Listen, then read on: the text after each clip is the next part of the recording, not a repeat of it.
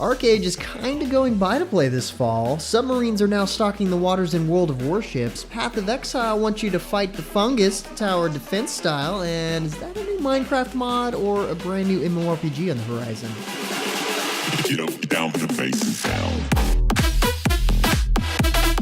What's good, everyone? James Blunt here with your weekly recap for gaming news and announcements of the week of August 23rd, 2019. First up, Hegemony is a new MMORPG on the horizon that will use Minecraft as its game engine.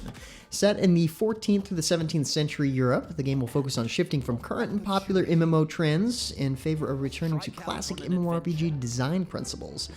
Instead of focusing on gear and set bonus items, Hegemony is working on an item system with more depth that will make items feel more meaningful rather than having variety for the sake of variety. The story in Hegemony will not have the player controlling a legendary, one-of-a-kind hero, but an opportunistic nobody trying to make it in a harsh world. Players will take advantage of situations given to them, solving puzzles and riddles, as well as reading between the lines and manipulating systems to benefit them. Hegemony will be updated frequently, featuring historical incidents to add temporary quests, NPCs, and gameplay mechanics to the game. Depending on how players dealt with these incidents, it will ultimately change the lore and mechanics of the world at its conclusion. There's also a Dawn of a New Age expansion that will add entire nations or perhaps continents worth of content to the game to progress the entire timeline and lore. Most importantly, Hegemony pledges to not be pay to win, with quality of life features that will not be monetized, and base bank vault capacities will increase as the world progresses and more items are added to the game. Seems like a really cool concept. Love how they're using Minecraft as the engine. I mean, why not, right? Next up, the Game Ago group made a huge ArcheAge announcement during Gamescom this week. A new version of ArcheAge will be available for purchase entitled ArcheAge Unchained. Coming this fall, the new version will give players access to the whole ArcheAge universe for one purchase. Items that were available for purchase in the free-to-play iteration of the game that were incredibly powerful will be earned in the world by all players, regardless of purchase. In the new version of the game, items like mounts, pets, and gliders with special buffs can be unlocked with gameplay rather than by purchase. All players will have the same chance to craft the most powerful armor and weapons, and PvP will be skill-based instead of based on who spent more money. This is probably the best possible move they could have made on the game. ArcheAge has had a rough run at being considered pay-to-win in the past, so hopefully this new style cleans that up. Also at Gamescom 2019, Destiny 2 Shadowkeep was shown off this week and will be launching on October 1st, 2019, right when the base game is set to go free to play on Steam. A terrifying battle is approaching, and what was once a symbol of our determination is now a heated battleground. In addition, Bungie has revealed the first season of content that begins on October 5th, Season of Undying. All purchases of Destiny 2 Shadowkeep also include a season pass. I've got to say, I'm really looking forward to checking this out in about a year or so after I've worn out Borderlands 3. It's going to be hard to pull me away from that game.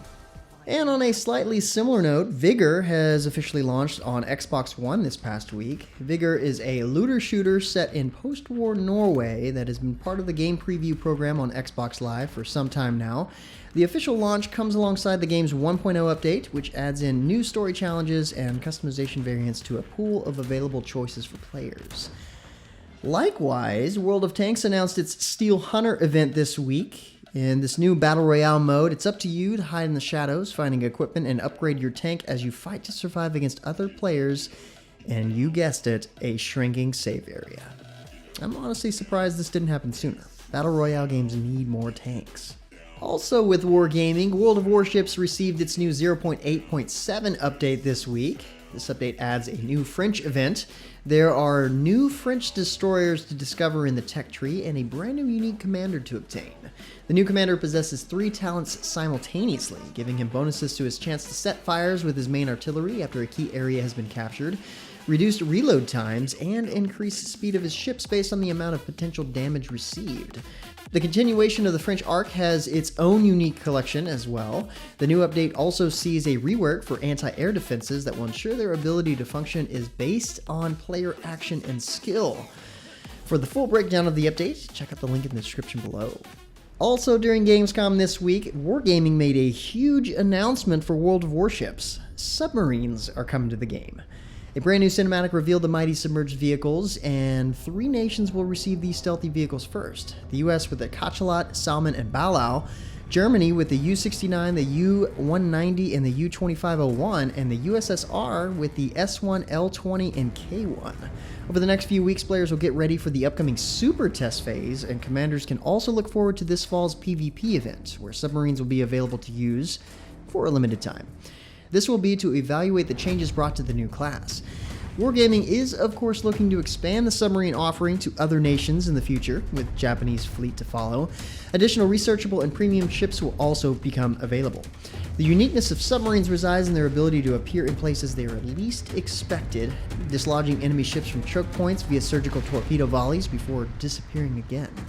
Submarines will have the best stealth capabilities in the game, as they will be able to dive below the ocean's surface and evade visual detection as long as their supply of oxygen allows it.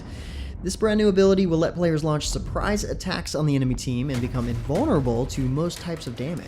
However, submarines will be relatively slow and have the least amount of hit points, requiring prospective commanders to be thoughtful in their use of the submarine's unique mechanics, as well as being good at positioning and situational awareness to turn the tides of battle.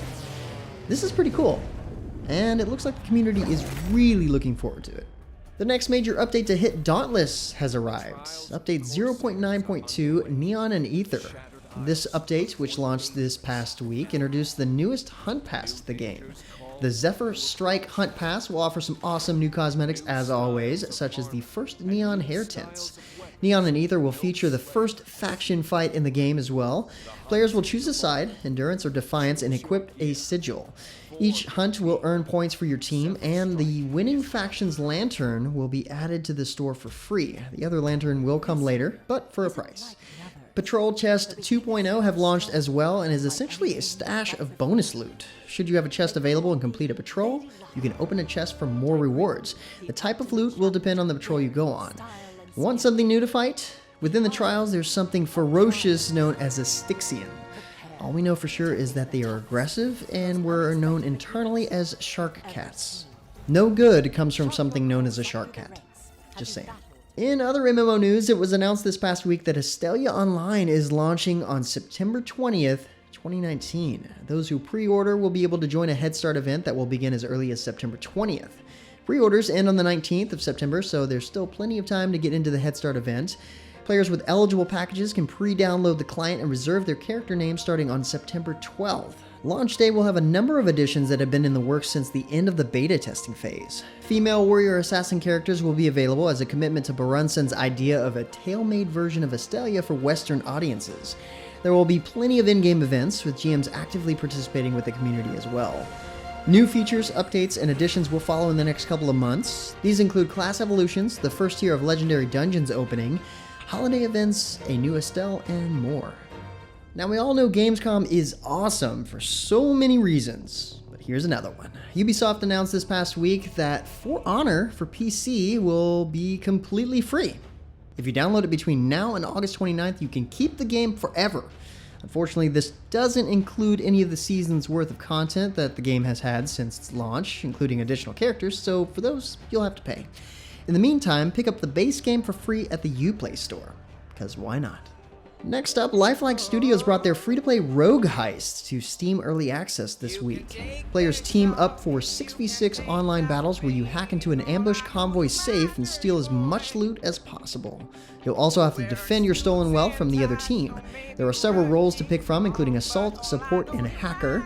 Experience gains in the game will be based on performance, and the game will feature multiplayer game modes including Deathmatch, Team Brawls, and plenty more to come in future updates.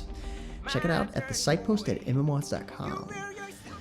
Grinding Gear Games announced the latest expansion for Path of Exile this week, Path of Exile Blight. The new expansion centers around a blight of fungal growths cropping up throughout Ray class that players must eradicate through a new tower defense style gameplay. That's different. There's a ton of new unique items up for grabs and several new archetypes of characters for players to try out in the newest league. For more details, you can check out Colton's video on the expansion during the end annotations of this video, or you can hop on and play for yourself when the expansion goes live on September 6th on PC and September 9th on consoles. Finally, the latest god has entered the battleground of SMITE this week as Persephone, Queen of the Underworld. Persephone is certainly not to be underestimated and has spent years moving between the land of the dead and the living.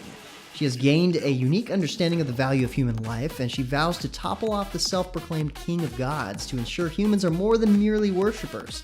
She's a powerful mage who can conjure both plants and skeletons that deal damage and debuff foes. Her passive allows her to come back to life for a short period of time after she dies, which sounds annoying, but probably cool, dealing reduced damage during that time. Oh, thank goodness. Her abilities also affect her harvest plants that she places out when fighting in various ways. Gamescom 2019 was this week, and there were over 50 games showcased and announced. Way too many to go over in a recap. For a breakdown, check out our Gamescom article linked in the description below. Cool stuff in there. And that about wraps it up for all the major news and announcements for this week. For more information on the news topics, check the links in the description below. Feel free to discuss the news or even more news in the comments below. Don't forget to like, subscribe, hit that little bell icon to get notifications, and of course, share this video. But until next time, guys, that's going to be it for me. I'm James Blonde. See you out there, gamers. I got movement in the trees.